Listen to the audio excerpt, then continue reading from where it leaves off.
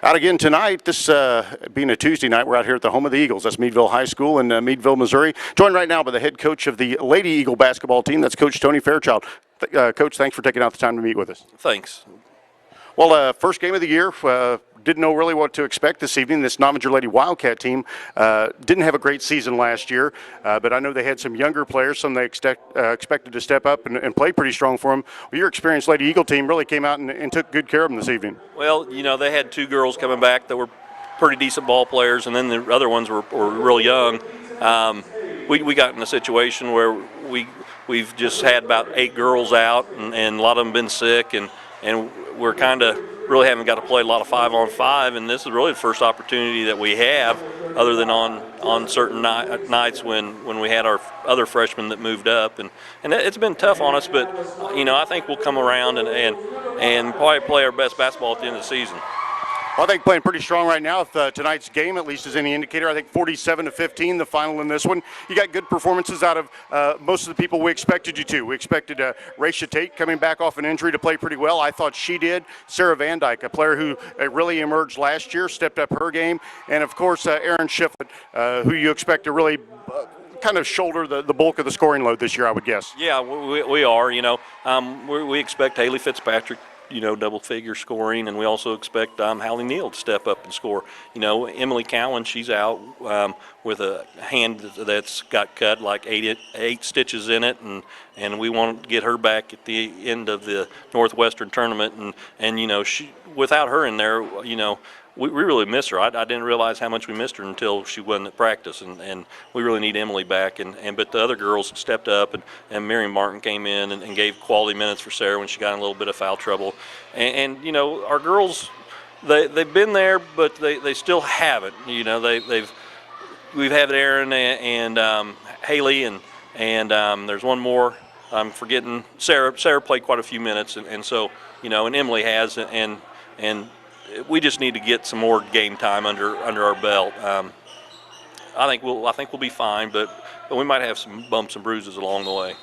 Well, I thought, I'm glad you mentioned Haley Fitzpatrick also. I didn't want to leave her out at all, but I think a couple things I wanted to mention about her. First off, she shot in an exceptionally high percentage last year. Didn't shoot a lot of shots, but she's a post player who can play the low post or in the high post, step out and hit it from about 15, maybe even 16, I would guess. She can extend it to sometimes at least anyway. She shot, I'm sure, well over that 50% mark last year, and you expect her to up that game even more this year, to up her number of shots, and expect that percentage to actually probably increase this year as well. Well, I do. You know, there are certain spots where I want her, and one's underneath, and then one's around 15 feet around the shoulders and elbows and wings and things like that, because she can hit that shot, and it gives us a lot of you know, with Sarah, who's quick underneath, you know, open that up for her a little bit and maybe bring some bigs out with her. But you know, Haley, she's got to look to score a little more. Sometimes she looks to be a ball reversal and things like that when she needs to catch it and get her feet squared up and look at the basket. I thought she looked awful strong on the boards, and especially defensively. That's the other thing I wanted to mention about her. I think by the end of the year last year as a sophomore, she had really turned into one of the preeminent post defenders really in this part of the state, going up against girls like Cheyenne Baxter from Norburn, who's another exceptional girl down in the post, especially defensively. Then you get the girl from Glasgow as well. I can't name her off the top of my head, a girl that went about 6'2". I thought Haley had a great game against her last year. And then not to mention the job she did against Jessica Redd defensively in that sectional game up in Kirksville. Even though Marion County was able to get your girls that night, I thought she played exceptionally well against literally one of the best girls basketball players in the state. She did. You know, you know, she played against a pretty good post player here. That Reardon girl, she's not too bad, and there's just some things we got to work on. We let dribble penetration. You know, we let girls drive underneath the basket and dribble it out and things like that can't let happen. And we got to be able to stop ball better. And if we can stop ball better, I think defensively we'll be pretty strong. I thought defensively standing out, I thought Erin Shiflett and her quickness tonight really stood out. Also able to hit that three-point shot. They're going to look for her a lot more, but with her, Fitzpatrick, Van Dyke, all of them kind of working that inside-outside game like that, should get plenty of looks, I would think. Yeah, I think so. And you know, with Hallie Neal, I'm expecting big things from her. This was really her first game she started. She got to play just a couple games last year, so you know, as a sophomore, she was pretty nervous tonight, and she kind of told me about it, and I saw it out there because during early practices she's been been playing real well. So we're expecting big things from her too. So we got a pretty good core of girls, but we got to get better.